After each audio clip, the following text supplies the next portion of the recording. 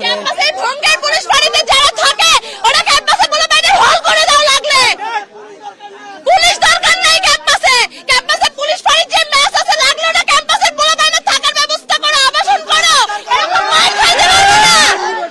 আমাদের ক্যাম্পাসের যে পুলিশ প্রশাসন এদের ভূমিকা আপনার দারোয়ান এবং আনসারদের চেয়ে কম। আনসার দারোয়ানরা যে পরিমাণ ভূমিকা পালন করে আমাদের পুলিশে করে না। আজকে আমাদের এখানে কোনো পুলিশ নাই।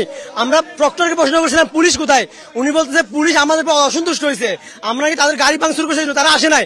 তাহলে আজকের দিনের মতো সময় যেহেতু আমরা পুলিশ পাই নাই, আমরা আগামীতে পুলিশ চাই না। আমাদের ক্যাম্পাসে পুলিশ দরকার নাই, আমাদের পুলিশ লাগবে না। আচ্ছা, এখানে যদি বলি যে এখনো পর্যন্ত দুই পক্ষের থেকে উস্কানি চলতেছে। আমরা চাই আসলে এটা নিরাপদ থাকুক ক্যাম্পাস। আসলে এলাকাবাসী বলে বিশ্ববিদ্যালয় স্টুডেন্ট বলি যারা ক্ষয়ক্ষতি হয়েছে অবশ্যই তাদের ব্যাপারটা দেখে যেন একটা শান্তিপূর্ণ পরিবেশ বিরাজ করে এই জায়গা থেকে। তো আমরা শুরু থেকে আসছি, এখন স্যারও আসছেন, আশা করি এটা একটা শান্তিপূর্ণ সমাধান হবে। আমি যদি একটু বলে জানার চেষ্টা করি যে এই এলাকার উন্নয়ন অর্থাৎ এই এলাকা একের পর এক যে ভবন এগুলো গড়ে উঠেছে বিশ্ববিদ্যালয় শিক্ষার্থীদের কথা চিন্তা করে এই বিশ্ববিদ্যালয় প্রতিষ্ঠিত হওয়ার পরই আসলে এই এলাকার উন্নয়ন যেটা সেটিও আসলে ত্বরান্বিত হয়েছে।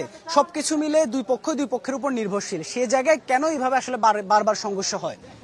আসলে এখানে অনাকাঙ্ক্ষিত ঘটনাগুলো অনেক সময় অনেকভাবে ফ্রেমিং করা হয়, এই কারণে আসলে বিভিন্ন বিষয় নিয়ে ঝামেলাগুলো হয়। আর বিশেষ করে স্থানীয় যে বাড়ির মালিকগুলো আছেন তাদের সবসময় উদ্ধত্তপূর্ণ আচরণ দেখা যায় বিশ্ববিদ্যালয়ের শিক্ষার্থীদের প্রতি। এই বিষয়টা আসলে সবসময় আমাদেরকে